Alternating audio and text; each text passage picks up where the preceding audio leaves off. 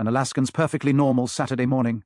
This is Susie. She lives in the capital of Alaska, Juneau, a city with about 32,000 residents, uniquely landlocked and only accessible by boat or plane. Every morning, Susie starts her day with a simple breakfast routine: eggs and bacon for herself and her husband.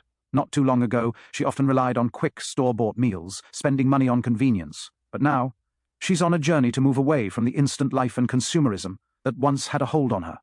She's embracing a more intentional lifestyle, cooking at home and making healthier choices. Even though she's not a foodie, Susie is discovering the joy in improving her daily routines. While her husband takes their puppy out for a walk, Susie gets started on food prep for the weekend. One of their favorite snacks is bacon-wrapped dates, a low-carb, low-sugar option perfect for satisfying sugar cravings while adding some protein. Before diving into summer rolls, Susie feeds her sourdough starter. It's about a week old, and she's still figuring out the water ratio, but she's having fun experimenting. She often uses the discard to make waffles or flatbread, perfect for breakfast sandwiches. Now it's time to make summer rolls using leftover rotisserie chicken. They're packed with veggies, keep well for a few days, and pair perfectly with peanut butter and chili sauces. While prepping, Susie considers making bone broth. She hasn't done it yet, but it's on her list. It's one of those things she might have bought before without thinking, but now she's trying to be more mindful. And though she's not doing it yet, she's open to learning. If you have tips or follow creators who make bone broth, she'd love your recommendations. Once the cutting is done, she packs everything away for later. Quick break. They're playing a game called Split Fiction, a fast-paced, story-driven game where chaos meets strategy. It's perfect for blowing off steam and sharing a few laughs. Afterward, Susie finishes the summer rolls and snacks on a few.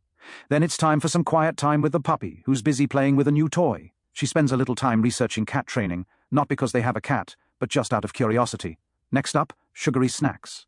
When the puppy was brand new, food prep took a back seat. Now that he's older and a little more trained, Susie has time again.